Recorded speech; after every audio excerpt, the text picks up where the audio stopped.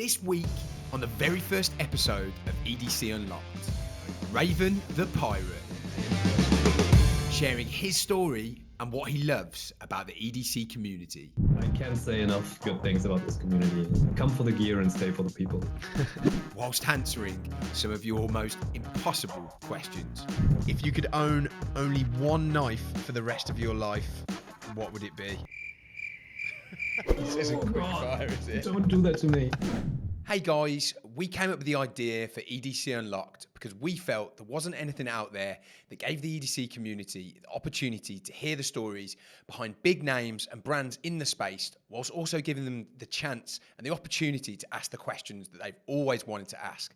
For now, this is a limited mini-series, but if you guys want more, then we would love to come back with another series. And so if you do genuinely like the show, please smash a like on this video, subscribe to the channel, and please just shoot us a comment with your thoughts on the episode, who you'd want to see on the podcast, on the next episode, and anything else. This 20 seconds of your time really makes such a huge difference, and we really appreciate it. Okay, let's get back into the episode.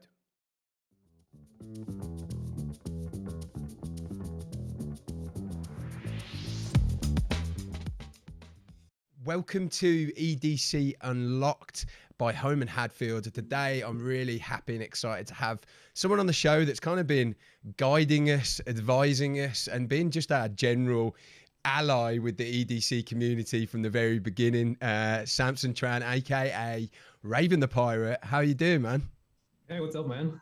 Thank you so much for having me. No worries, no worries. We couldn't not have you on with the kind of amount you have helped us throughout our time. And you've pretty much been with us from the start, really, and from the number of like annoying little detailed questions we've asked you about products and first samples that we've sent you to kind of get your approval on. You're an honorary Holme and Hadfield team member. Would you think? Oh man, I'm super flattered and honored to be part of all of this, really. And yeah, it's super fun watching you grow and watch your products evolve. And it's, yeah, I'm super flattered to be part of that. Thank you. So thank you for that. The feeling is mutual. It's actually quite interesting. I think I remember when we first started speaking to you, your Instagram account, it was definitely popular and you had great engagement, but I think it was just starting to gain some real momentum, and that was towards the end of 2020, beginning of 2021. Is that, am I right? So, yeah. Yeah. Yeah, that might be it. Yeah. Yeah.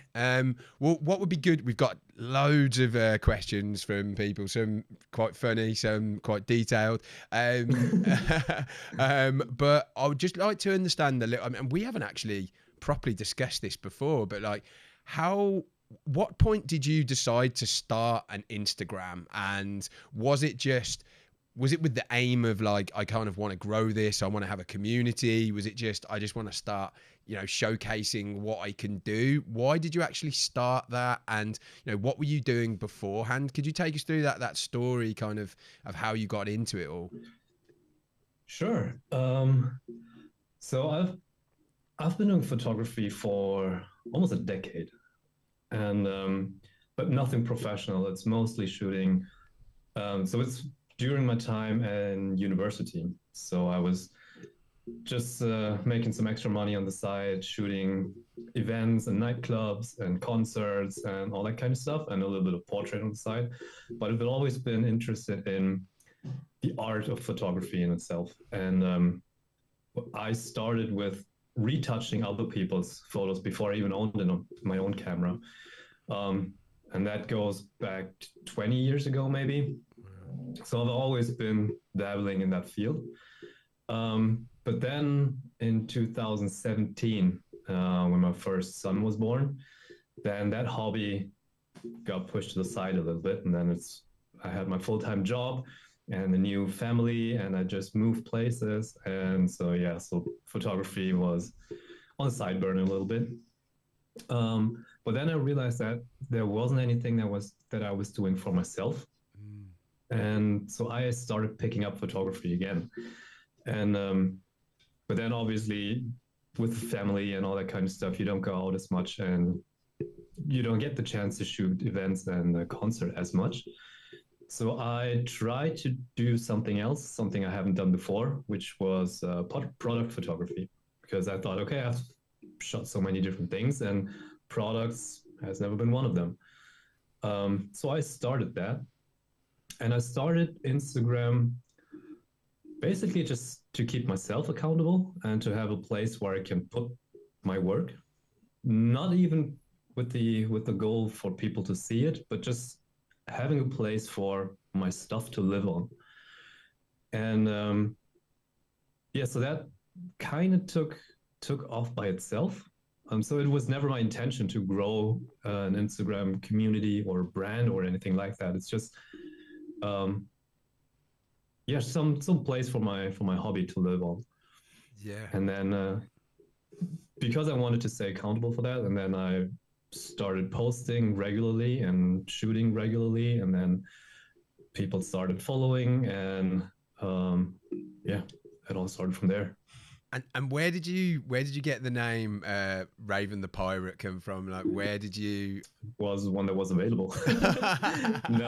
No. So the Raven is kind of an inside joke between my brother and I. Okay. Because in Germany there's a saying for really bad parents. It literally translates to raven parents. And I was kind of the black sheep in the family, the first one getting tattooed and pierced, and started drinking, going to concerts and all that kind of stuff. And so my brother jokingly started calling me the Raven Son or the Raven Boy. And so the nickname the Raven has always been with me. And I got my logo basically tattooed on my rib cage for I don't know how long now. And so I always wanted something with the Raven in the name. But the Raven was already taken. Sam the Raven was taken. So I went through all the Raven combinations and ended up with Raven the Pirate, because I kind of like pirates, kind of like everything outlaw related, really. Yeah. And that was the one I stuck with.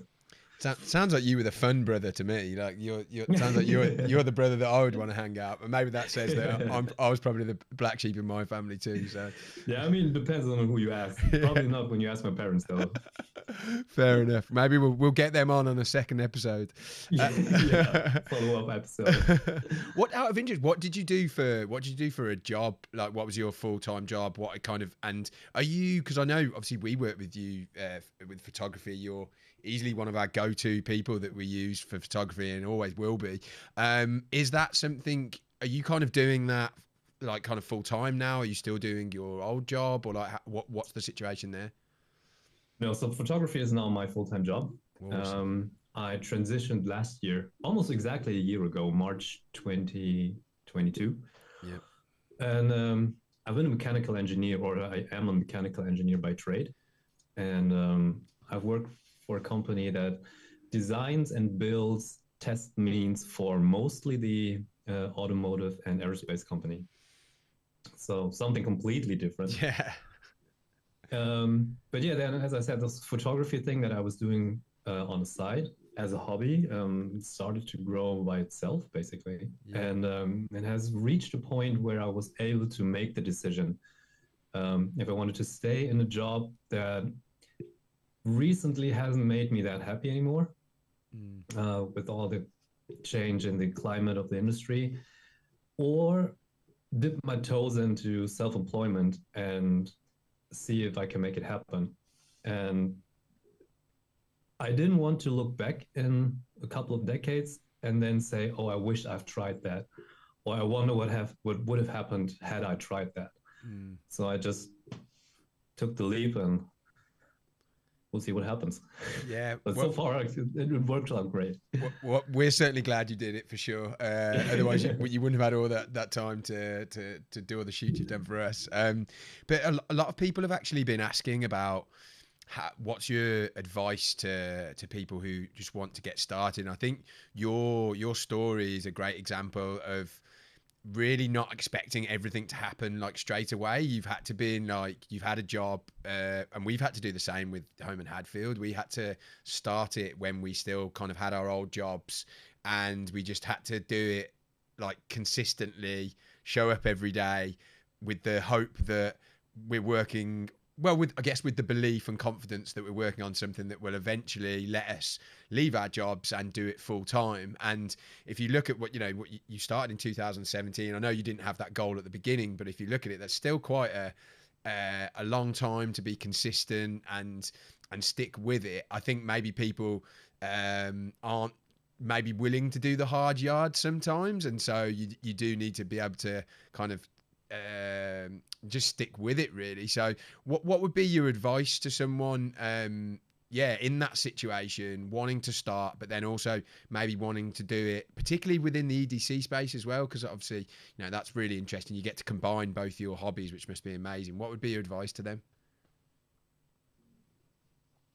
Probably, as you said, it's just being consistent and not giving up too early, because people nowadays expect instant reward, instant feedback, because we live in a world where everything is instant, right? You get messages at any given time, and feedback and likes and follows and whatnot.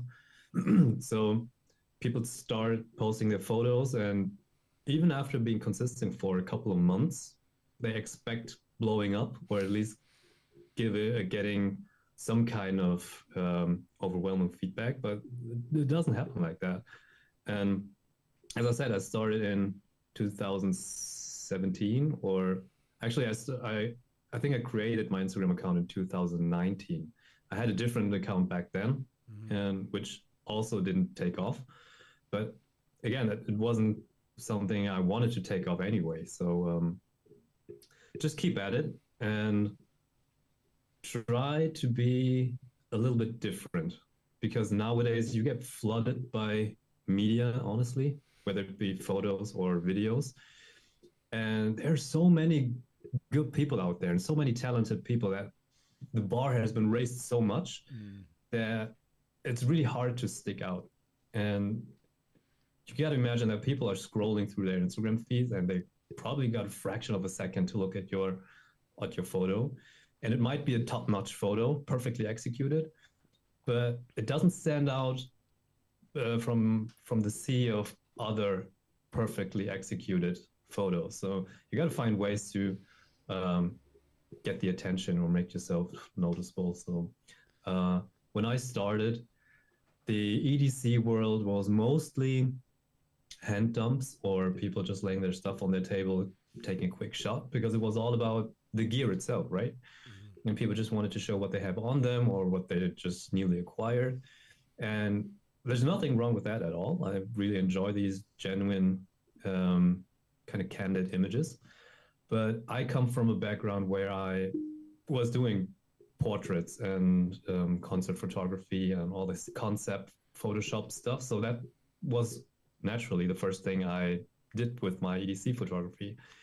And back then, nobody else really did that. And so I think that was the first, or these kind of images were the first that kind of popped off and got me the attention, especially all this Photoshop work, right? Where I take apart a knife and have it float with all the different parts.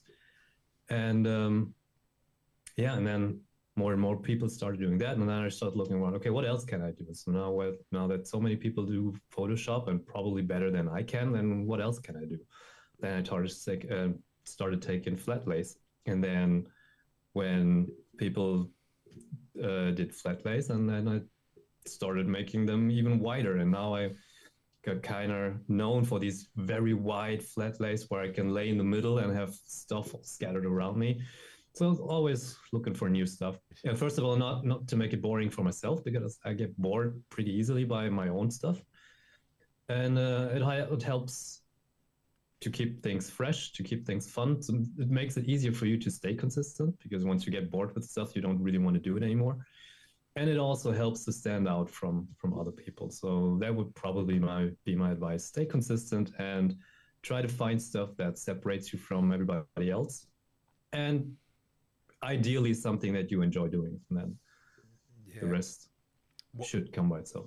What I've noticed about you I feel like you've moved in, like transitioned into this the short form video content pretty well as well, like the the reels, that kind of stuff, and actually got yourself out in front of the camera, which I know is like really difficult to do for some people, but we've seen it on our Instagram. It's like the engagement that you get if you're just posting still shots these days is just terrible. So how have you found that from going from someone who is pure photography to trying to come up with short form video content that's actually still true to yourself and your brand?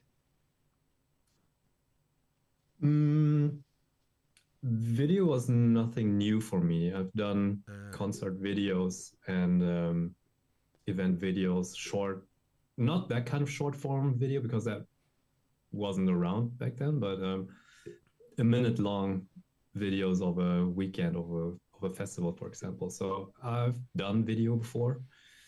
And I think that this short form video format is pretty fun, actually. I just wanted to try it to see how I can utilize it for myself. And I didn't want to do what everything else was doing, dancing in front of a TikTok video or stuff like that. That would be weird. So I use it as an outlet to show the other side of my work, right? Because if you look at my main photography grid, it's very dark and moody, very serious. And I mean, the EDC world by itself is already very, very serious, masculine, testosterone fueled, very manly stuff. And I want to break with that and show the other side of that. The family dad guy with daily errands and a little bit more light-hearted stuff. And yeah, I tried to do a couple of those and I really enjoyed making them. So I just kept making them. Yeah, no, I personally love them. It's like it gets your personality across more, I guess, than the amazing photography. So yeah, keep that coming. Thanks, man. What do you love most about the EDC community? And when did you actually realize it was like a thing and there were so many other people out there that were like you that were into EDC? So as I mentioned before, I started with a different Instagram account where I posted portraits and nature stuff, photos from my trips on vacations and all that kind of stuff. And what I realized was there were people commenting and saying, hey, cool photo, whatever, but there wasn't really the sense of community. And when I started shooting EDC stuff for generally products, and that's when I started this account. And immediately I saw people commenting, hey, that's awesome, I got this and I got that. Hey, do you mind sharing where you got that from? And then we engaged in DMs. And it was pretty soon when I realized that there was a community in the first place. And when I got deeper into EDC, then people started suggesting other brands, or hey, you should check this out, you should check that out, or hey, I have this, and if you want to try it, I can send it to you, no problem. And I was like, what? Okay. And yeah, so there's a really tight-knit community, whether it's people that just enjoy the same hobby or have the same taste in things. But then later on, when I started working with brands, I realized that brands and makers and even big brands, they're super approachable. You can just message them and 80% or 90% of the time you get a message back. And or even popular makers that you think are way up there, they just engage under your photo and comment on under your content. It blew my mind, honestly, the first couple of times. And I can't say enough good things about this community and the people in it. And it's honestly what made me stick around for that long. If it was just about the products and having cool gear, I mean, that's nice, but it's probably not as fun in the long run. So yeah, as they say, you come for the gear and stay for the people. Yeah, I totally agree with everything you've said there. I think the EDC community, and when you are a product-based business, and you obviously there are situations where we mess up having a community that's like patient and understanding and nice is actually really refreshing and really good for a brand like us. Yeah, and I mean, you basically build your own community, right? With your Facebook group, and you always got these questionnaires, and you engage with your community very well. And I respect you so much for that, because everything that people have criticized about your products, you basically listen to that feedback and implemented it in the next product or in the next iteration of the product. And that's something that you don't always see, and that makes you appreciate it so much more. Yeah. Well, thank you, man. I appreciate that. Yeah, we're always trying to get better if we can. So I want to jump into the questions from the audience now. There's some about photography, some about EDC. I might drop in and out of the two subjects. Sure. If people are looking at me staring down, it's because I'm looking at the questions. I can't memorize them all, unfortunately. So photography, do you pick your gear based on what will photograph well, or do you pick according to your taste? Always taste first. So it's always what I like. So when you see stuff on my Instagram feed, you'll know that that's 100% something I'm personally into. I would never photograph or show anything that I don't like, or that I think it just looks good, but I have no reason to own it or no interest in it whatsoever. So it's always taste first, and then I'll find a way to make it look good, hopefully. Yeah, and in general, you would like to think that if it's taste first, then it should look good as well, because hopefully your taste is something that looks good. Exactly. And I mean, at least to me, it looks good. Maybe Yeah. other people don't necessarily agree, but yeah. So someone said, in your meteoric rise to stardom, what do you consider the thing that makes you unique in the growing field of everyday carry enthusiasts?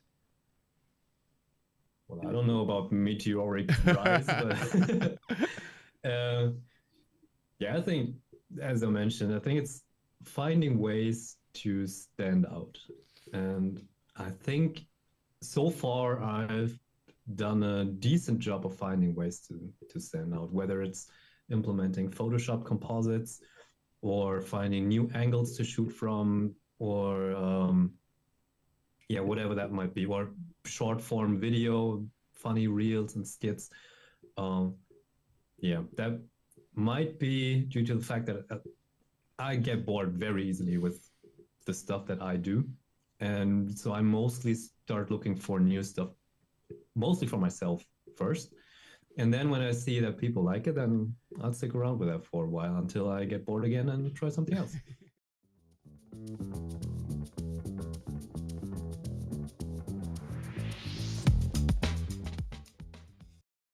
Hey, Phil here, co-founder of Holme and Hadfield. Just interrupting the episode to let you know about something truly special to us.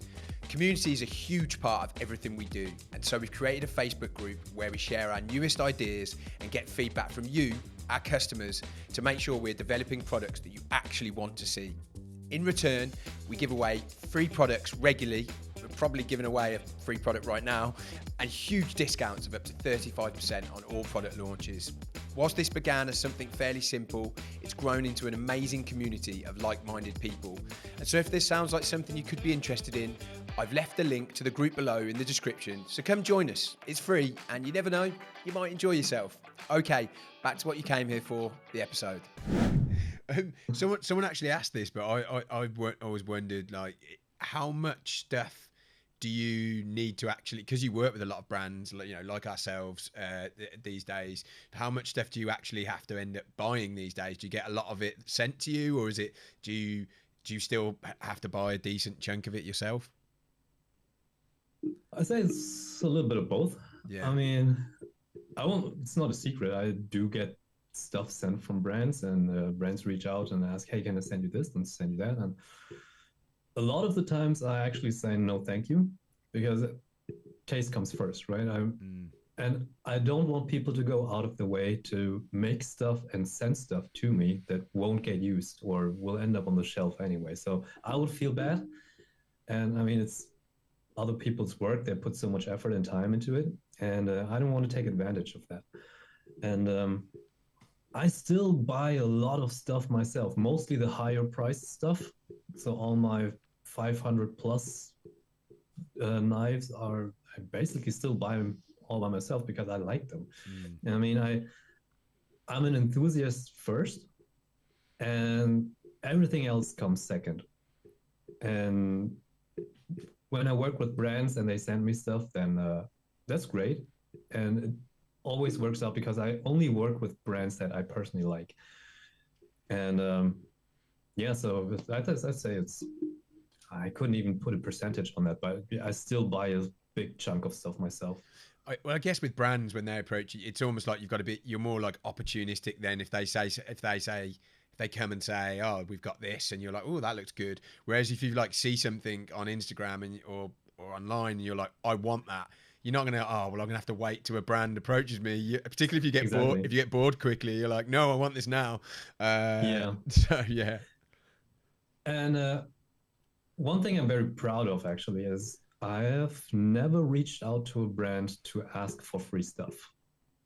When I like something, I go out and buy it first because I just like it and I want to have it and want to use it. And then maybe afterwards the brand might approach me, they might not. Or they say sometimes they say, "Hey, we like what you're doing with our stuff. Um, can we send you something else? Or would you be interested in working with us or doing a shoot for us or whatever?" And yeah, I think it's if you like something, then it's a good way to support them and not take advantage of them. Yeah, that's actually almost one of the biggest ways we've worked with people. They've bought our stuff, and then we've gone, holy shit! Someone's put someone like amazingly talented person is posting stuff of our product. So we like immediately contact them and see what else they would like to work with us on. And I actually always say that to people: if you're interested in working with us, like yeah, and you maybe don't have much of a following, but you are quite talented, then you know just post stuff of our products, and we'll probably work with you. Yeah, Yeah. yeah, that's awesome. I always find it weird when, or not weird, but it loses a little bit of magic when people just send out free stuff to everyone. Mm. And maybe it's the collector part of me, of the EDC enthusiast that wants something that feels special. And it doesn't feel as special anymore when you get flooded by it, Yeah. and or when everyone can reach out and say, "Hey, I want that. Can I get a free sample?" And I say, "Yeah, sure."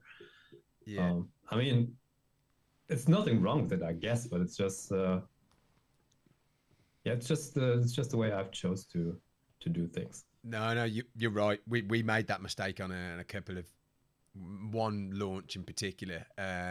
Just not having done this before, and we just got a lot of feedback saying you shouldn't do that. So we've been a little bit more selective in future, and I think that's better for everyone really. I'll need to move on because there's quite a lot we've got here.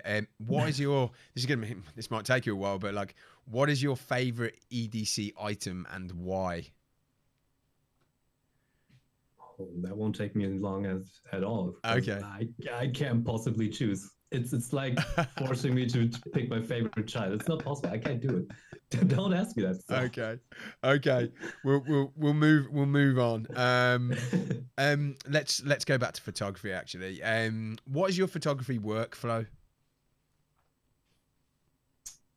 It heavily depends on what kind of image I'm shooting because my work differs so much.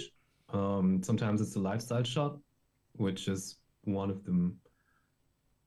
To shoot it, it's one of the more easier shots because it basically point a camera at it and press the shutter button. But then generally it starts with pre-production. So I have an image in my head and I'm sourcing all the stuff I need to make it happen, right? So for lifestyle shots, for example, I'm thinking of locations I can shoot in or angles I can shoot from, or when it's a more product focused image, then I'm thinking of props I can use or what setting I will build, or maybe that's a setting that I can just use as is, or If there's nothing like that, then I'll have to build a setting myself. And then I have to think about what kind of props I use, what kind of lighting will look good. And I do that all ahead of time. So when it comes to actually shoot it, then I just have to execute it. Yeah, then once I build the scene or once I find the scene, it's only tweaking from there on. So moving the light around a little bit to find the sweet spot and take the shot from there. And then afterwards, it's general post-production, getting the feel right, getting the colors right. Hopefully the composition is right in camera, but if not, then I can recrop it and look for a crop that works well. And then that's generally my workflow. Photoshop compositions are a little bit different because instead of sourcing locations or props, I have to source images that I can work with. And that's always the most difficult part, because with Photoshop compositions, everything has to match, from the style, from the angle, from the perspective. And yeah, so that takes a lot of time. God, I would be the worst photographer ever. Just listen to you to talk through that. But I think, one, I wouldn't have the patience, and I just don't think I've got that eye for detail. And I think you've already said it. You're self-taught, right? You haven't had any actual. Have you ever taken any sort of course at all, or is it all just learning by experience? I mean, if you count YouTube tutorials as classes, then yeah, I have a lot actually. But no, I have not. I don't have any classical type of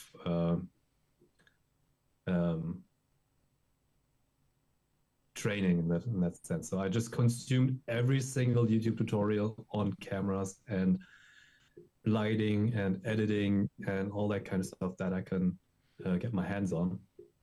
And then it's just shooting a ton of stuff actually. And that's the advice I always give to other people when they ask how can I improve or how can I get into photography, is just shoot everything and anything. And so shooting in nightclubs and events taught me how to use or how to work in low light conditions, for example, or with moving objects, how to get that done. And then shooting products has taught me how to set up a scene, all that scene styling and using constant lights, and just experiment with different stuff. And things have gotten so approachable these days. You can get a killer photography setup for a couple $100. So yeah, just experiment a lot and try different things. I imagine to do things at that volume and take, I guess, suck at it a lot, because you will at the beginning, I guess. You've got to love the process, right? You've got to love the actual photography. Was it that love of photography that kind of got you through?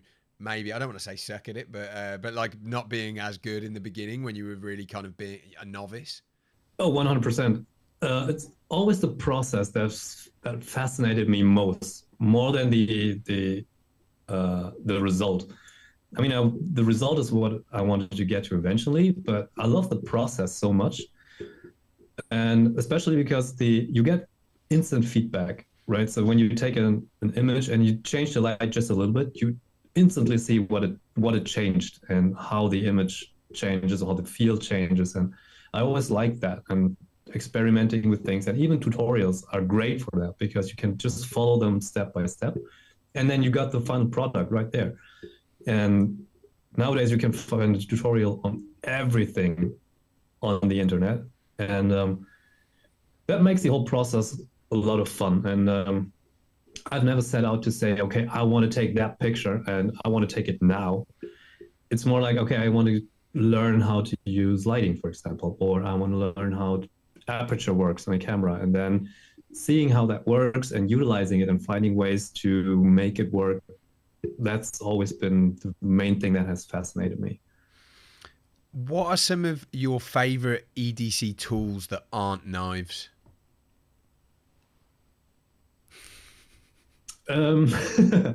Probably coins. Okay. Because that's the whole collector aspect to it, right? Mm-hmm. And then I think coins are a great way to support a maker or a brand without actually having to buy the main product. So instead of buying a $600 knife that you can't get your hands on because they don't drop as regularly, for example, you could get a coin and use that. Or I see coins more as a token of support or a token of friendship and something that's fun to collect. Okay, cool. Is there anything like, because you're obviously knives make up a large part of your collection. Like, are you into like pens and different actual like the tools, like, you know, the stuff that big idea design do? I know you're a fan of those guys. Like, are you into is that kind of unique stuff? That does that make it into your rotation? Oh, 100%. I love pocket tools because maybe it's the mechanical engineer background from me, but I love to see how people come up with that stuff and finding new ways, finding new ideas and seeing how they execute them, how they're machined. And I'm fascinated by all that stuff. So it's whether it's pocket tools, pry bars, screwdrivers, and pens. I love all that stuff. Maybe a little bit too much, but yeah. Well, actually, someone's asked a question. How do you get your wife not to kill you one day while you sleep, or in the best cases, to divorce you? I have no idea. I'm just happy to wake up alive. No, she's super supportive. As long as we don't, I think she said to me once that as long as we don't have to live under a bridge, it's all good. Well, I saw she was in one of your TikToks once, right? Not TikTok. We used to do a lot of them. Yeah. We used to do a lot of them. Then work and time in general has made it more difficult to do them together. But yeah, she enjoys being in them, and she even sometimes comes up with her own ideas, and it's fun. Nice. Don't let go of that one. What would you, in terms of knife brands, what is your go-to if they're if they're releasing something? I'm all in. There are a couple actually, but probably Vero Engineering. Okay. Because I consider Joseph, the designer and person behind the brand, a good friend of mine. So there's that. And I also like his design language a lot. It's modern, clean, but super utilitarian. And it's just a good person. And I like his branding, I like his designs, and the quality of his knives are top notch. And yeah, that's probably the one brand where I have almost every single release. And we'll probably have every future release. Nice. What would you say is there a under the radar, underrated knife brand that maybe you don't see much, but like you admire them and they've maybe been doing a job but unappreciated? Always depends on what you mean with under the radar, because there are so many small makers that aren't mainstream in that sense. Yeah. So they're not Benchmade or Spyderco or anything like that, but they produce killer stuff.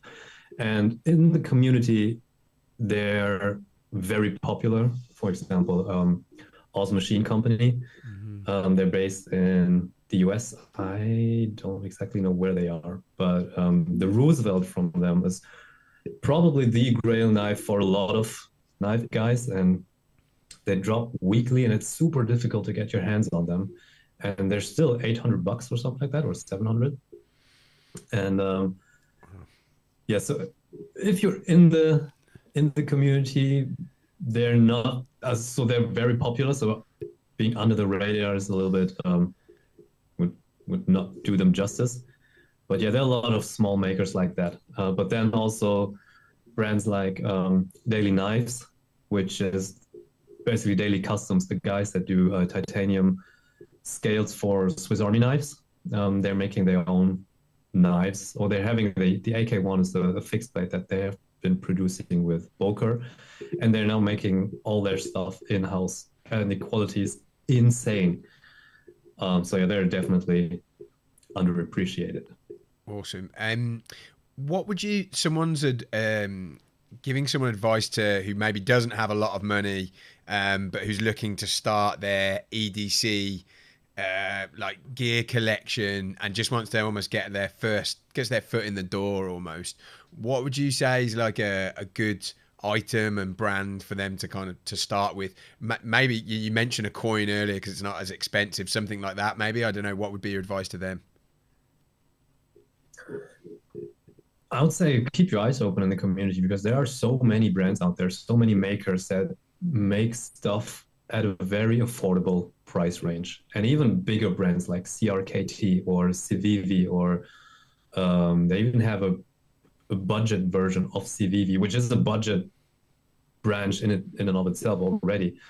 So there are a ton of knives that you can get for sub $50 or sub 30 even, and the quality is decent. So that's all usable stuff. It's the bar has been raised so much in the recent years, and even pens, you can get the Parker pen or a Zebra for a couple bucks, and it doesn't always have to be the high-end stuff. You can probably get a complete EDC carry with pen, and knife, pouch, pry bar, and a little multi-tool for sub $70 probably. And you don't always have to have everything. I mean, nobody forces you to have a multi-tool if you have no use for it, right? And get something that works for you, and work within the budget range that you're given, and there's always something available. Oh, great advice, because Ian and we admitted that before going into all of this, we didn't actually know about EDC as a community. We didn't know it was such a big thing, because we're based in the UK, Europe. It's not as much of a big thing, but obviously you're in Germany. What's the scene like there? What's the community like there? Is it growing? And how did you? It must have been almost like a unique thing to get into in Germany. Correct me if I'm wrong. Compared to being, in America or maybe Canada. Definitely a little bit harder to get your hands on stuff, because most of the things come from the US. But with Instagram and Facebook, you got access to everything around the world, right? So you're not limited to the country you live in. I mean, you're limited by the laws that restrict you from owning or carrying stuff, but if you work within your laws, then still you can get everything from around the world. And I was always more drawn towards the brands and makers from the US for some reason, which makes it a little bit harder and a lot more expensive to get the stuff, because you have to ship it here, and then there's customs and all that kind of stuff.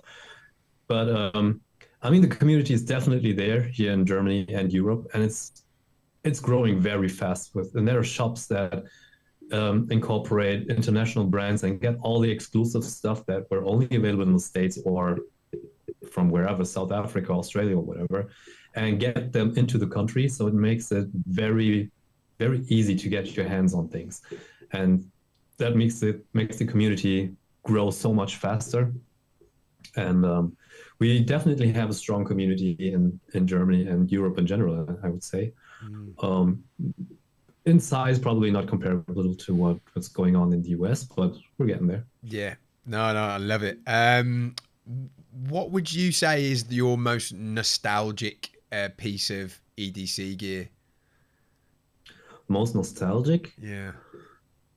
Probably my second knife that I bought for myself, because the first one was a very small knife, a CRKT Squid, that I kept in my pouch, and was more a pouch knife than anything else. But the second knife was the real first big boy knife that I carried in the pockets all the time, which was a Boker Keyhorn, and that's a Lucas Burnley design.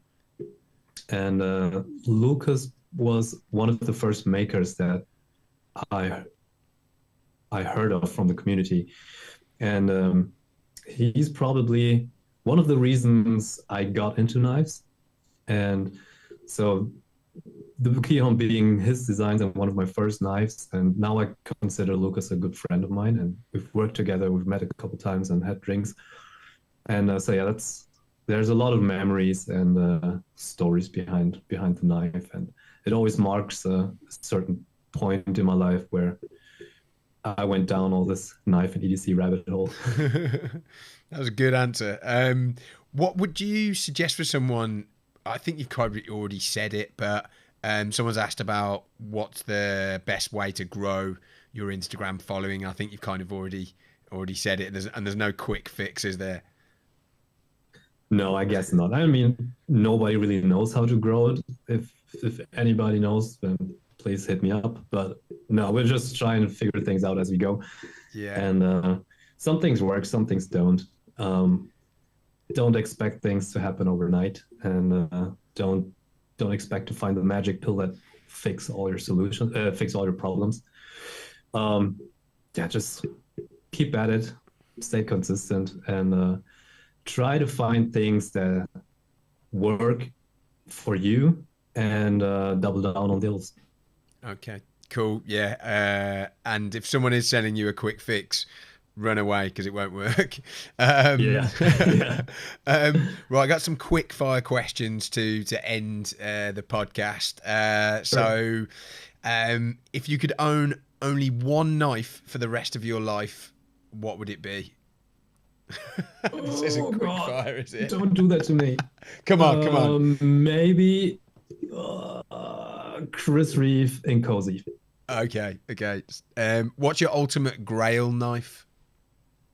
I don't have one, actually. Okay. There are always a couple that I want to chase, but then once I got them, there's always the next one. Okay. Team titanium or team brass? Titanium all day, every day. Okay. If you had to rename your brand Raven what would you pick? I would probably just leave it at the Raven. Okay. Honestly, just leave the rest out. Okay, cool. And what's in your pockets right now? Nothing. Because I've emptied all my pockets and everything's laying in front of me on the desk. What would be in your pockets if you just before you sat down? What have we got? That's the Protec Malibu in all black. Nice. That's the one I got on me today. Cool. And then just my phone and wallet. Nice. That's it. I usually stay pretty minimal when it comes to my carry. Yeah. What would actually I asked this on a separate podcast, but it was asked by someone kind of across the podcast, so I'd ask you as well. What do you see? How do you see the EDC space in the future? Like they said 5, 10, 25 years, but like what do you see potentially changing? What do you see? How do you see it changing? Probably. That's a good question, actually. I don't think the items would change that much. Yeah. I think that as technology progresses, we may see different mechanisms, different materials. But generally, I think people still carry a knife, a pen, multi-tool, flashlight. Probably, yeah, just different versions or different iterations from those. Yeah. But I think it's easier to get your hands on quality products as things get cheaper to produce and as manufacturers get more efficient with their stuff. And I think we'll see more quality stuff, and even in the budget range. Yeah. Awesome. Thank you so much for bearing with me with all of these questions. I think we pretty much got through. Thank you so much for having me. All of them. No worries. And we did, for those of you who are watching, we did not pay Sam to display the combo deck in the background. That is it's beloved. It's belovedly displayed behind him. So no, I appreciate that, mate. I appreciate you doing that. Yeah, I love that. Yeah, exactly. If people have any questions out of interest, like, and just maybe you want to follow up on anything you've said today, are you good with them dropping you a message? If so, like what's the best place for them to do that? Sure, always love a good chat. Just DM me on Instagram at Raven the Pirate with all underscores. Yeah. And I usually get back onto every single DM, every comment. At least I try to. Yeah. Awesome. Thank you so much, man. We couldn't have done this podcast without having you on. So really appreciate your time. Really appreciate everything you do in the community. And I'm really excited to get this one out. Awesome. Thank you so much for having me, man. Really enjoyed that. Cool. That's done. Awesome.